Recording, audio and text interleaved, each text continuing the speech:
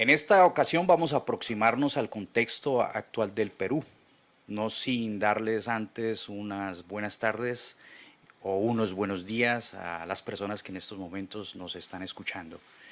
Entonces les decía que vamos a aproximarnos a la actual crisis que vive nuestro hermano país con la llegada al gobierno de la presidenta Dina Boluarte. Además, la ola de violencia desatada en el país ha generado un clima de incertidumbre y preocupación en todos los ámbitos, obviamente incluido el educativo. En este episodio exploraremos el papel de la universidad en el marco de esta crisis sociopolítica y su aporte efectivo de cara a construir una sociedad más democrática y en paz. Acompáñenos en este análisis crítico, en esta conversación que intentaremos que sea amena sobre la situación de la educación, de la universidad en el Perú, su relación con la sociedad, la relación de la universidad con el entorno social y con los conflictos que también se generan. Y para ello está con nosotros Luis Vigil, ciudadano peruano, profesional formado en Derecho y Gestión Pública de la Universidad de San Martín de Porres. Luis, bienvenido. ¿Qué tal, Juan? Un gusto estar aquí en el podcast, muy contento, gracias por la invitación y nada, estoy presto a tener esta conversa, esta charla, para poder, digamos, ver y analizar muchos puntos de lo que está sucediendo hoy por hoy en mi país, ¿no? El Perú. Gracias por la invitación nuevamente. Oye, ¿sabes qué, Luis? Hay que darle las gracias a Vanessa, que nos Sí, está total. escuchando. No, Desde... nos está escuchando, le mando un beso para ella y gracias a que ya se ha vuelto la cómplice para Sí, que sí, sí, sí, sí. estemos acá reunidos en esta amena Vale, charla. y ella que nos está escuchando en esos momentos desde cualquier lugar del planeta, ¿no? Porque esa es ciudadana planetaria, ¿no?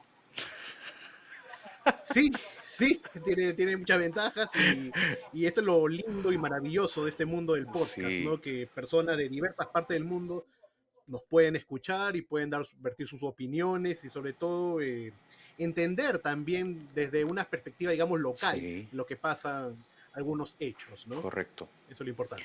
Bueno, Luis, digámosle a quienes nos escuchan, ¿quién es Luis Vigil? A ver, no sé si que se querrán asustar, pero bueno, no, mentira. Luis Vigil, ¿qué tal? Un gusto. Soy profesional formado por la Universidad de San Martín de Porres. Soy graduado en Derecho y en la especialidad de Gestión Pública. En la actualidad soy productor de dos programas de rock vía streaming. El primero es El Viaje, programa de rock que sale todos los episodios todas las semanas. Hay un nuevo episodio donde la historia es contada por sus protagonistas, ¿no? Hacemos un análisis, invitamos a gente que vivió la primera movida del rock, tanto en el Perú como a nivel sudamericano y también mundial, ¿no? Eh, Hacemos muchas entrevistas, notas, videos y sobre todo para entender y poder analizar cómo es que el rock como movimiento de cultura, de formación de jóvenes, se mantuvo vigente, ¿no? Y también ver por qué no se despegó en diversos países, por qué no despegamos aquí y cómo está yendo la escena, ¿no? Por otro lado, también soy productor, editor web, community manager de Esquina Rock, es la revista de rock más importante del país. En primer lado estuvo Ave Rock, luego Esquina Rock es quien asume, digamos, la posta, ¿no? Y hoy por hoy tenemos programas streaming, en formato streaming, obviamente, todos los jueves desde las 9 de la noche, hora de Lima, hora de Bogotá. Hemos tenido también invitados colombianos, justo unos ganadores de Rock Bajo la Séptima, un concurso que se hizo allá en Bogotá. Hemos tenido a una banda cuatro a pie, muy buena banda, bastante interesante su propuesta musical. Los tuvimos me parece que fue en diciembre o noviembre del año pasado. Y como te digo, hacemos notas, también repasamos la historia de la movida, y siempre, digamos, irnos a las fuentes, ¿no? Digamos, es una búsqueda incansable y esperemos que este 2023 pues podamos coronar muchas cosas con unas nuevas publicaciones que estamos todavía en mente. Ojalá que todo llegue a buen puerto para, sí, sobre todo, para que aumentar la bibliografía del rock en este lado del mundo, ¿no? No quiero decir que es ínfima, pero digamos que podemos dar más todavía. Y eso es lo que estamos en esta lucha, pues, digamos, incansable, Sí. ¿no? De hacer rock en este lado del mundo que no es muy popular que Ajá, digamos, ¿no? ajá, ajá. Oye, Luis, yo le tenía una pregunta preparada con antelación, pero dada Ujú. esa presentación tuya, creo que tengo que cambiarla. Y creo que tengo que adicionar una. A mí me gustaría que tú nos dijeras cuál sería esa relación importante, cuál es el aporte importante del rock como cultura a la educación puede ser educación superior o a la educación en Claro. general. ¿Cuál crees tú que puede hacer esa relación o esa influencia importante, ese aporte trascendental? Tú sabes que el rock empezó como un aspecto contracultural, ¿no? Un aspecto bastante crítico a todas las movidas de los 50 en Estados Unidos, en una época, digamos, donde todavía existía la discriminación racial. Bueno, no estoy diciendo que ahora no exista, ¿no? Sino que, digamos, era más evidente, hasta más cruel, diría Sí, yo, sí. a cierto punto, entre los negros con los blancos, Ajá, ¿no? Hacer, digamos que los blancos agarren la chaqueta de cuero, hacer rock and roll, pues era muy mal visto, ¿no? ajá. Hasta que, digamos, Elvis Presley, pues lleva a toda, digamos, a la gran maquinaria de la música, este nuevo género, ¿no? Sí. Luego hay un silencio donde la gente, pues, la juventud buscaba nuevos sonidos, nuevos referentes.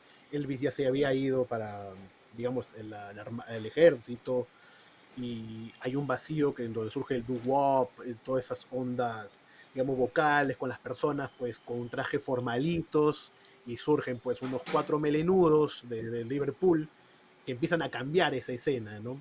Surgen los Beatles, van cambiando, y también con los Beatles también surgen también nuevas propuestas. No digo, digamos, no quiero decir que los Rolling Stones o pues, por antigüedad, pues pueda haber, digamos, que uno es mejor que otro, ¿no? Sino que todos eran, digamos, estaban dando un puntapié, una renovación a la escena, ¿no? Y tal como sucedió también en el Perú, también llegó el rock, llegó a Colombia. Yo pienso que el rock con la conexión con los estudiantes, pues es el aspecto contracultural, ¿no? Hacer crítica de la, digamos, de la realidad, ¿no? A pesar de que, por ejemplo, grupos acá en el Perú no habían en la escena rockera peruana en los 60 un aspecto crítico a la sociedad, sí surge en los años 80 con con una explosión de bandas de llamado del rock subterráneo en los 80 que sí hacen una crítica muy fuerte a la época que se vivía en el Perú. Recordemos que es una época de lucha interna, subversión, conflicto armado. Es ahí donde los estudiantes también se vuelcan a nuevas ideas, a nuevas propuestas y también a gritos desgarradores que eran, digamos, el común de la época, ¿no? Bien se dice que la música es el reflejo de un tipo, de un tiempo, ¿no? De una época, ¿no? Eso es, y bueno, me imagino también en Colombia, me tengo entendido que existió grupos como los Yetis, que tuvo una influencia con una corriente literaria, no recuerdo ahorita el nombre, pero sí existió en los 60 un acercamiento de los músicos de rock con la literatura, por ejemplo. Ahí es también donde podemos ver un aspecto cultural, ¿no? Y siempre el rock desde su vertiente, Sí. a pesar de ser contracultural, pues va a buscar en la juventud, digamos, un aspecto crítico, ¿no? Mm. Y eso es como, como diría alguien, ¿no? El rock es ser siempre eternamente joven, ¿no? Oye, yo creo que podemos sintetizar de que el rock como arte, ¿no? Como una expresión Claro, artística del ser humano, le aporta al ser humano esa capacidad de pensamiento crítico. claro, Entonces lo que totalmente. decía Martha Nussbaum, ¿no? Esta filósofa estadounidense, que la universidad necesita de las artes para la generación y la formación de ese pensamiento crítico. Entonces, muy interesante eso, Luis Vigil. Y me corchaste con el tema de la banda de rock colombiana en los años 60. Ahí sí me declaro un ignorante completo. Los En Yetis. los Yetis. No recuerdo si el término de la corriente literaria es el El dadaísmo. nadaísmo, No el recuerdo. nadaísmo, Nadaísmo, claro, ¿no? claro, claro, Nadaísmo, claro, claro. claro, claro, Hay los hay poetas una confusión nadaístas. ahí de los Yetis con, no sé si los Yetis o los Speakers, ya me estoy, Ya. digamos, cambiando un poco los temas, y pido las disculpas No, no, no. a los amigos colombianos que nos están escuchando, pero No. creo, me parece que los Yetis, los Speakers, que tienen esa, digamos, esa unión con esa Sí, corriente sí, literaria, sí, ¿no? sí. Ahí vemos un aspecto crítico también, Claro, ¿no? claro. El nadaísmo fue una, una corriente. Bueno, él fue liderada por Gonzalo Arango, ¿no? Muy famoso él. Y ellos acostumbraban, digamos, uno de los elementos o de las acciones con las cuales ellos querían golpear la opinión pública de ese entonces, de una Colombia muy mojigata, todavía no lo ha dejado de ser. Ujú, claro. Iban a las iglesias, comulgaban, escupían la comunión. ¿Ya? Y estas cosas en esa época, Eso es bien subte, ¿eh? Gonzalo Arango, sí, Romper esquemas, claro, ¿no? claro, claro, claro, era una locura las movidas literarias que se hacían, las peñas artísticas que se hacían los viernes en las diferentes ciudades, o sea, eso fue una ola, una época muy importante, muy importante. Bueno, nos salimos del guión. Menos mal, menos mal, Eso es el menos rock, mal, es la menos labia mal. del rock. Bueno, ahora sí, Luis, pongámonos menos serios. Pongámonos menos serios. Cuéntanos de manera breve cómo han sucedido, cómo se han dado estos acontecimientos que han rodeado la llegada de Dina Boluarte al poder, a la casa de Pizarro, ¿no? La llaman la casa de Pizarro, la casa de gobierno Así es, en Perú. la Casa de No lo Gobierno, sabía, no lo efectivo. sabía. Aquí tenemos la casa de Nariño, ¿no? Chile, la casa de la moneda, La casa Perú, la de- casa de Pizarro. claro, Argentina, la Casa Rosada. Oye, pero venga, la casa de Pizarro, hombre. ¿Por qué no pusieron Sí, no, hasta el nombre me ah, parece un poco ya ¿por qué no extraño, pusieron la ¿no? O sea, es casa de muy... Atahualpa al menos? Y sí, a pesar de que Atahualpa, bueno, no se considera propiamente un inca, ¿no? O sea, Bueno, no vayamos pero hasta allá, pero consideramos no nos que... vayamos hasta allá. Claro, claro, a pesar de No, que que no no, se no. considera un inca, ¿no? Pero bueno. A ver, bueno, sí, último Inca, ¿no? Sí, Pero vale. digamos que no lo consideran así. Pero bueno, volviendo al Sí, tema, yo pienso que es una serie de hechos que dale. se han dado, ¿no?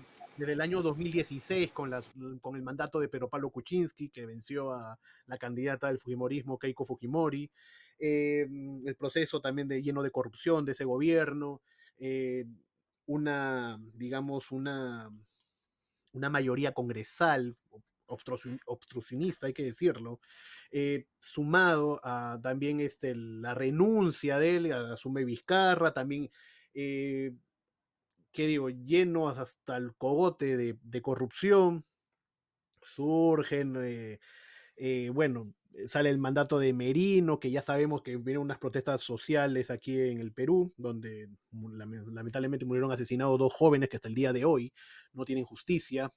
Estamos hablando de noviembre de 2020.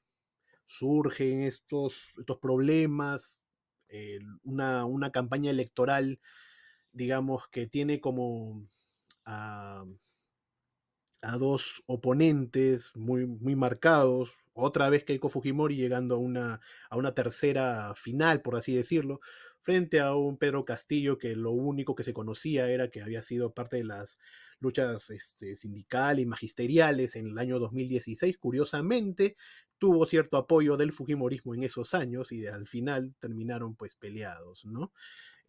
Donde Pedro Castillo vence por digamos, el voto antifujimorista, que es muy fuerte en este país, hay que decirlo. Eh, y también seamos honestos, porque Keiko Fujimori no le gana ni una piedra, no sé si sea de rival, ¿no? O sea, no estamos descubriendo la pólvora, ¿no? Cuando una candidata es tan mal esa candidata que hasta Pedro Castillo le gana. Y hay gente que todavía acá en este país se Ah, asusta, ¿no? Cuando uno dice eso, ajá, pero pero es la verdad, ¿no? O sea, la derecha, si quiere pensar en un mejor candidato, yo tengo entendido que tienen mejores cuadros, no sé por qué siguen apostando por ella, ¿no? ya. pero bueno, ese es otro tema. Sí, sí, Y cuando Pedro Castillo, había muchas esperanzas depositadas, se vendió como el maestro rural, que venía a poner orden, o sea, digamos, a traer nuevos conocimientos, pero también era una persona muy poco preparada, ¿no? A claro. pesar de que hubo gente de diversos tintes políticos que quisieron apoyar el gobierno, pues hizo de oídos sordos. Y cuando haces oídos sordos, pues prácticamente tú mismo estás cavando tu tumba, ¿no? Y lo peor de todo es que si oía a alguien, era solamente a personas ligadas a su localidad. O sea, no quería ver más allá de sus narices. Y bueno, tuvo el fin que todos ya conocen, y creo que en algo el sociólogo, no sé, de repente lo has escuchado de él, has leído material de él, el sociólogo peruano Julio Kotler. No. Él mencionó Ujú. en el año 2000, no recuerdo, salió el 2009 me parece. Estuvo con Jaime de Altao, en la presentación de su libro, de Jaime de Altaus, y dijo algo bien cierto, ¿no? En ese entonces, eh, no sé si recordarás de repente al expresidente Ollanta Humala. Un hombre, claro que sí. Tengo Claro. Él en la campaña del 2006, pues era, digamos, para cierto, sector. digamos, la sector, Ajá. la prensa, pues era el castrochavista Ese que era el venía castrochavista, otra exacto, vez, Ollanta ¿no? Humala. Ajá. El Sendero estaba Ajá. detrás, ¿no? Bueno, él dijo, Julio Kotler dijo algo bien cierto, ¿no? Julio Si Cotler. no hay cambios en este país, eh, vamos a tener a un Ollanta Humala conservador de derecha, y va a venir alguien a querer incendiar la pradera, ¿no? Y efectivamente, con el discurso que hizo Pedro Castillo, pues incendió todo. Que también, seamos honestos, también Antauro Humala lo hizo en su momento, ¿no? Solo que, digamos, Castillo, pues ya estaban todas las elecciones, ¿no? Y eso fue algo bien cierto, pues, de Julio Kotler. Lamentablemente este país, o sea, nos vanagloriamos de muchos números, digamos, macroeconómicos muy buenos, pero que lamentablemente mucha gente no lo ve. Y cualquier persona que venga con un lenguaje fuerte, radical, por así decirlo, entre comillas, pues obvio que va a tener adeptos en este país. Y sobre todo en una sociedad, un país con tanta desigualdad y, digamos, muy marcada, muy notoria entre la capital y las demás ciudades, pues en algún momento este país va a explotar, ¿no? Y ahora bien, con esto no quiero decir de que ambos lados, pues si no eres, entre comillas, demócrata, o te pones al lado de facho, o te pones al lado de este comunista, pues lo que quiero decir es que estamos viviendo una polarización tremenda que nos está llevando a tomar caminos muy equivocados y que también muy peligrosos. Es lo que estamos viviendo en este país, ¿no? Lamentablemente es tan caótica la situación que estamos viviendo ya una polarización. O eres facho o eres tuco, como dicen acá. O sea, a ese punto, digamos, ya salvaje estamos llegando, ¿no? Lamentablemente, ¿no? Y eso también parte de, digamos, que a muchos gobiernos regionales han llegado, se les dio muchísimas responsabilidades desde el año 2001 con el mandato de Alejandro Toledo, con el proceso de regionalización. Ahora, no sé si has visto las noticias, ahora Toledo está a punto de ser extraditado, ¿no? Ojalá que pague todas sus penas acá, porque parece que el presidente que acaba acá cada 5 años, Eso te pues iba a tiene que pasar decir. su temporada en la Eso cárcel, te ¿no? iba a decir. Tiene que pasar, Eso te ¿no? iba a decir. Parece que se gradúan, ¿no? A gran, Se dif- a- gradúan, ¿no? a gran diferencia de Colombia, ¿no? Bueno, A- bueno, Colombia también, también tiene, me imagino, hay varios presidentes tienen que responder, ¿no? pero Me no van a imagino. responder. Las leyes aquí se hicieron para que Y nunca respondiera. bueno, acá quieren cambiar muchas cosas Ajá. también, ¿ah? O sea que veremos si a futuro pues va a pasar algo, Bueno, ¿no? bueno. Pero lo que sí me queda claro de este país que siempre va a ser un terreno fértil para, digamos, en una posición, una verborrea, digamos, radical, Sí. porque en muchas zonas del país la situación es radical. Ujú. A ese punto estamos llegando, Bueno, ¿no? Si es que no llegamos. aquí los compatriotas que nos estén escuchando estarán pensando lo mismo de nuestro país. Ah, Aquí estamos entre uribistas y petristas, ¿eh? Paracos y La guerrillos. polarización. Exacto, La exacto. polarización. Si no eres Ajá, a favor del gobierno, estás en contra y eres de lo peor. ajá. O si estás, eres oposición, pues de uribista para abajo, creo que no, Sí, no hay, ¿no? sí. Ese es un ambiente que estamos viviendo sí, durante todos estos años y han cambiado simplemente los modismos, los nombres, ¿no? Pero bueno, Luis, ¿en qué momento ahí llega Dina? Dina llega en un momento de que Pedro Castillo pues quiso hacer una especie de cerro del Congreso, un autogolpe, pero que fue quizás el peor golpe que se ha visto en los últimos 198 años hasta el momento, ¿no? O 200 años, ponle ya del bicentenario, 201 si quieres, Ajá. ¿no? Porque en verdad fue un golpe, digamos, muy mal estructurado, no tenía apoyo, seamos honestos. Ujú. ¿Quién iba a apoyar a semejante, digamos, burrada, ¿no? O sea, no iba a tener el apoyo. Pero lo que pasa en este país es que están, no es que la gente también del Ande, que ha venido acá a la capital a protestar, a ejercer su derecho a la protesta, como tiene que ser válido en cualquier parte del mundo. La protesta tiene que ser, digamos, legitimada, ¿no?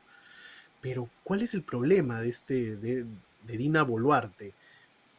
Que, digamos, tú sabes cómo son los políticos, sobre todo latinoamericanos. Te dicen A, pero terminan haciendo B, ¿no?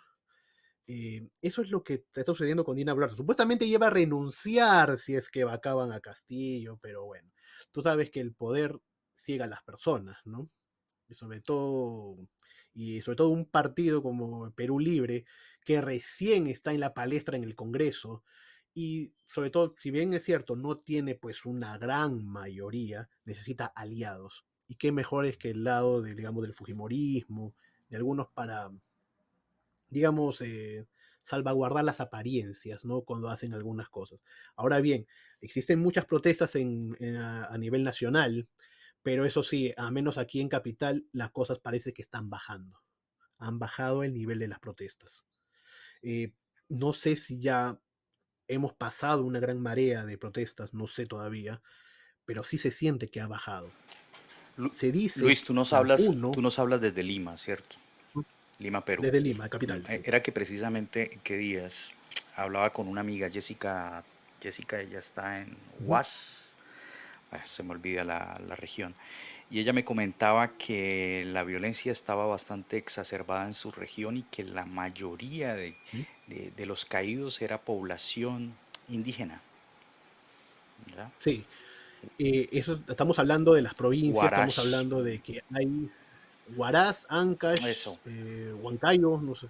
Bueno, sí, la letra H siempre aparece en muchas de nuestras sí, provincias, ¿no? sí. Sí, existe mucha gente con descontento, sumado a, digamos, a las épocas de encierro, pues hay un descontento notable en este país. Ujú. Pero también hay sectores que se quieren aprovechar también de ese descontento popular. Yo no digo que la gente, pues, que protesta, pues, lo voy a catalogar simplemente de terroristas o de personas que, digamos, tucos, como se les dice acá, ¿no? Yo pienso que hay mucha gente con mucho reclamo justo, hay muchísima gente. Mira, incluso circulaba un video, te cuento, en las provincias, no recuerdo en qué provincia exacta, pero es una provincia que hay del Perú, sobre todo de la región sur, que decía, ¿no? Esta persona anciana, diles a esa gente, a la de Lima, que acá no hay agua, que acá hay pobreza. Obvio que hay gente, digamos, que quiere reclamo justo, tiene reclamo justo, pero tampoco es, pues, entrar a militarizar la zona y disparar por disparar, ¿no? Y tampoco es justificable que vengan miserables también a destruir pues negocios de también gente que también es del campo y gente también es del pueblo y le destruya su negocio o peor aún, que perjudiques a otras personas pues tomando un aeropuerto, ¿no?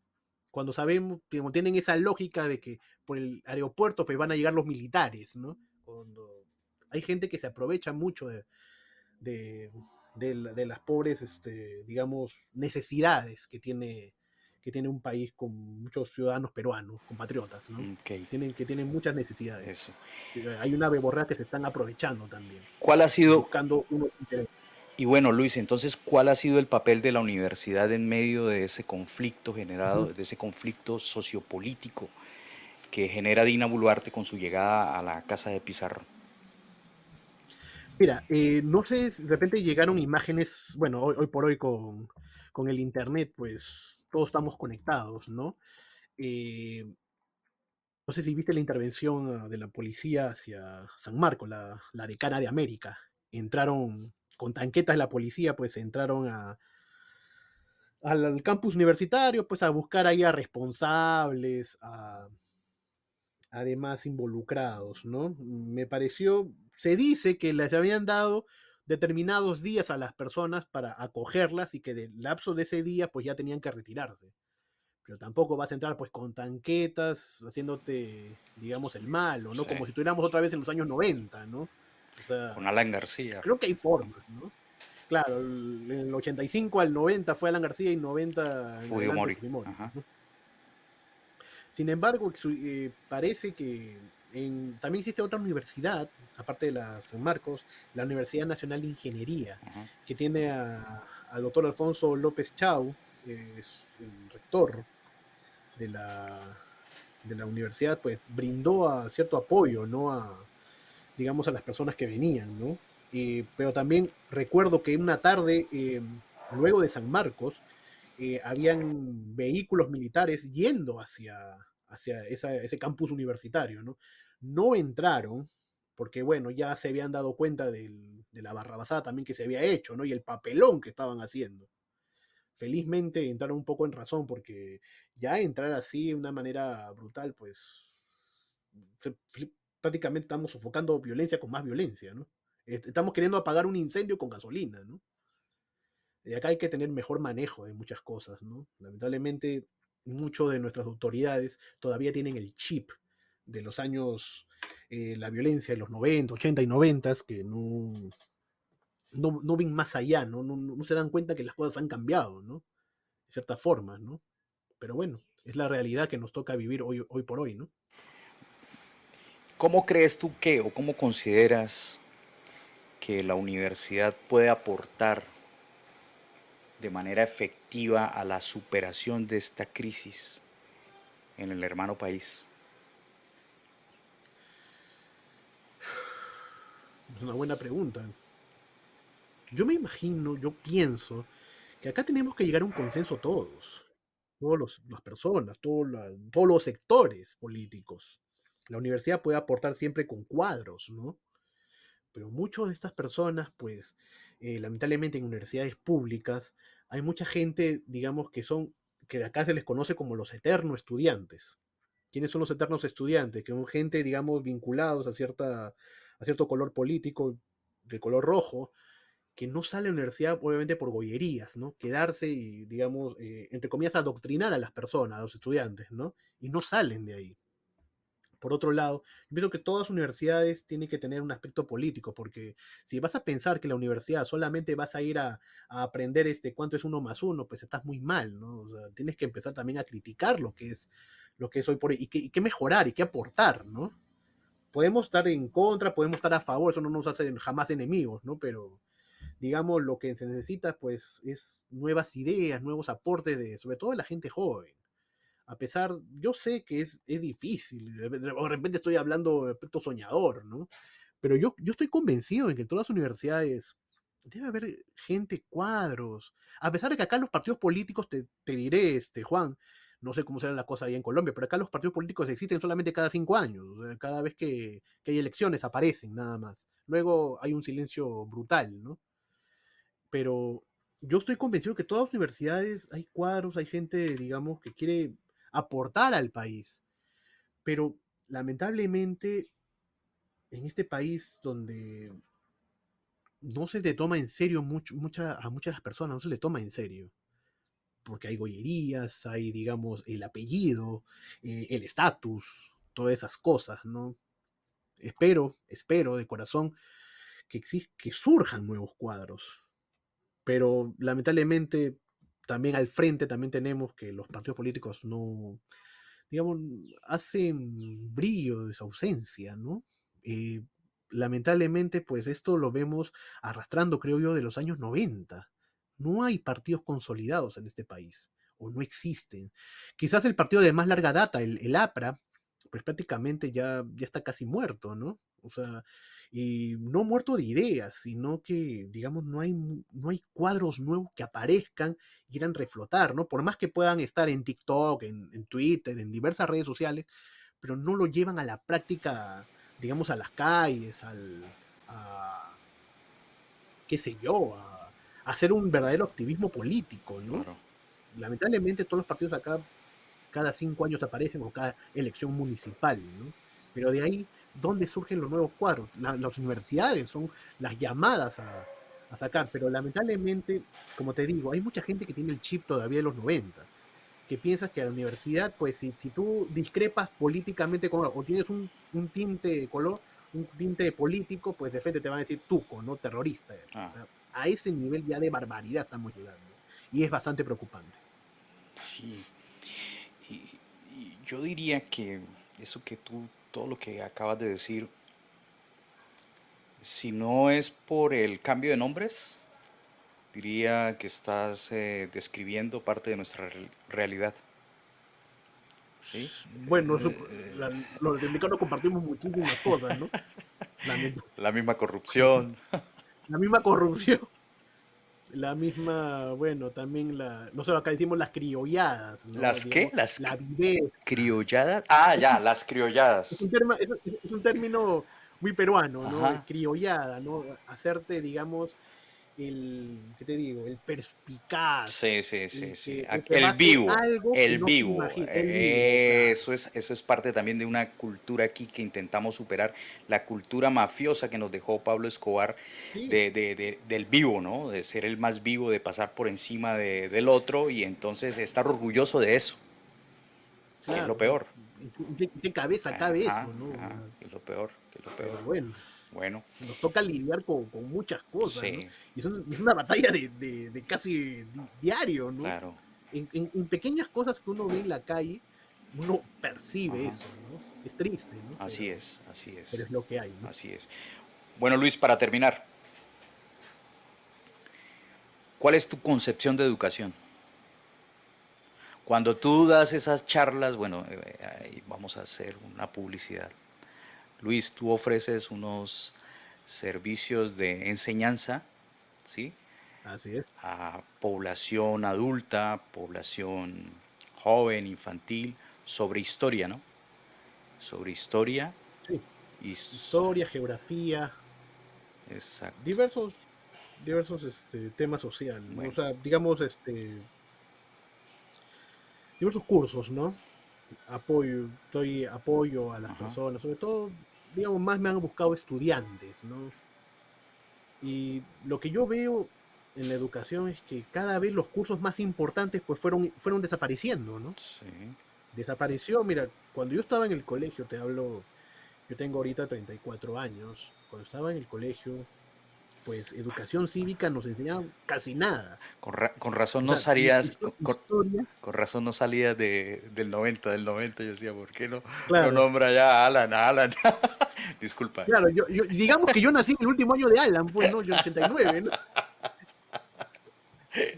Me da pena decirlo, pero soy generación Fujimori, ¿no? Me da pena decirlo, ¿no? Me da pena. Pero bueno, al menos agradezco a mi entorno que bueno, sí me ha sabido llevar por un camino de bien, ¿no? Sí. Me ha sabido llevar por un camino de bien, ¿no? Pero como te digo, o sea, muchos cursos fueron desapareciendo con el tiempo, ¿no? Sí. Historia del Perú, pues cada vez más reducido, ¿no? O sea, te siguen haciendo creer a la gente que llegaron pues 5 españoles y conquistaron todo un imperio, ¿no? No hay un aspecto crítico, no crítica por qué pasó esto, qué, Ajá. qué, qué, qué hubo atrás, ¿no? Simplemente pasó esto.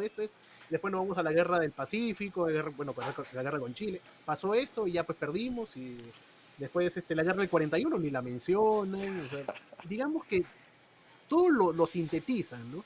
Pero eso sí, aspecto de números sí procuran avanzar un poco más. Quizás como que está todo tan... Como que la educación, pues obviamente no tenemos no es digamos, tan amplia como debería ser, ¿no? No hay una posición crítica, los colegios no hay un aspecto crítico, recién creo que empiezas a criticar la universidad, pero me imagino siempre ponen límites. Eh, el problema radica que si el niño tú le enseñas muchas cosas, como por ejemplo, no sé, pues que vinieron 5 españoles y conquistaron todo un imperio, pues si le haces creer eso al niño, no esperes que elijan buenos líderes a futuro, no esperes, ¿no?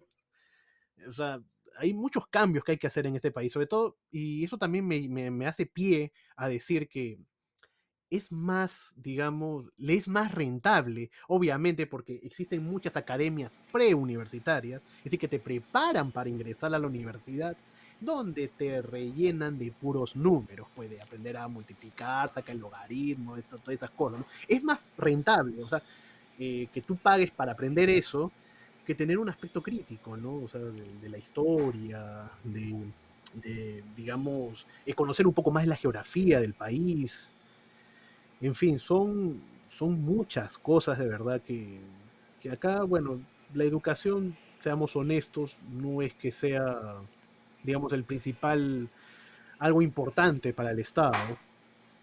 Y bueno, ahora no sé si estás enterado en las noticias, hay muchos problemas hay una contrarreforma universitaria que se está llevando a cabo, que eso va a tener sus implicancias más adelante, ¿no? Y se van a venir beneficiados, pues, las universidades que hay una imagen muy... Es real, ¿ah? Que tú la ves por fuera, se ve moderna, pero era un triple A así, parado.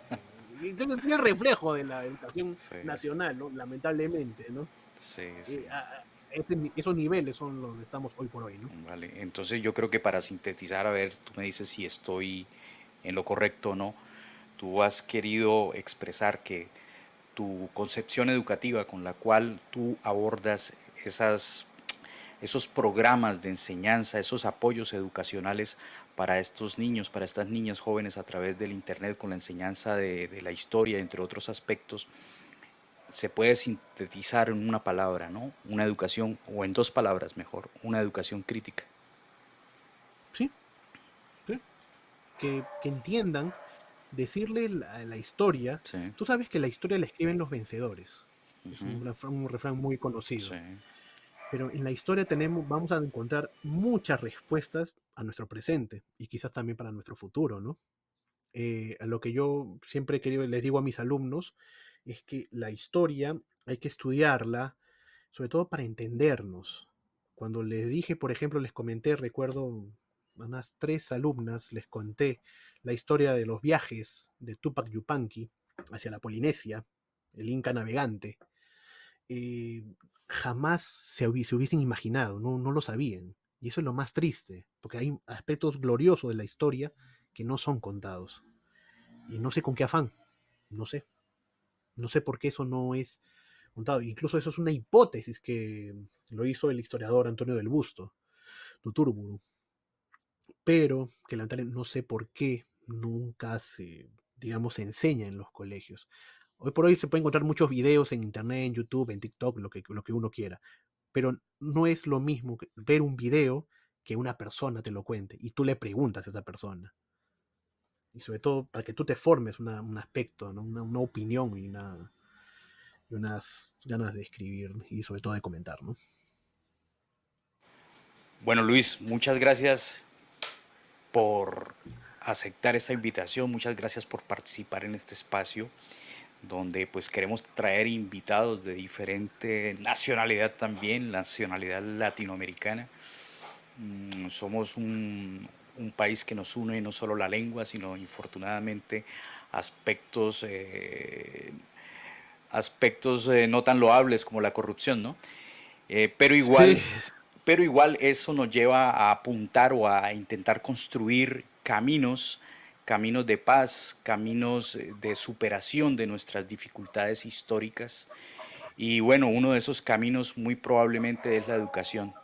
Entonces, gracias por estar en este espacio y a las personas que nos están escuchando en estos momentos, si les gustó este episodio, denle me gusta, suscríbanse, al podcast Deseducar Críticamente. En la descripción del episodio encontrarán un enlace a nuestra cuenta en Instagram y en Facebook, así como al blog radicaleducacion.blogspot.com.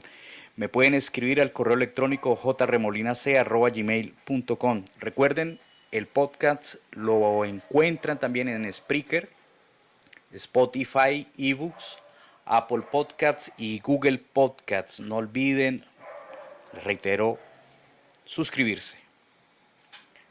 Chao, chao. Gracias, Luis. Gracias, gracias Juan, gracias por el espacio y éxitos a este podcast, que de verdad es muy bueno y te felicito por el espacio y nada, todo el éxito del mundo para ti. Bueno, muchas gracias.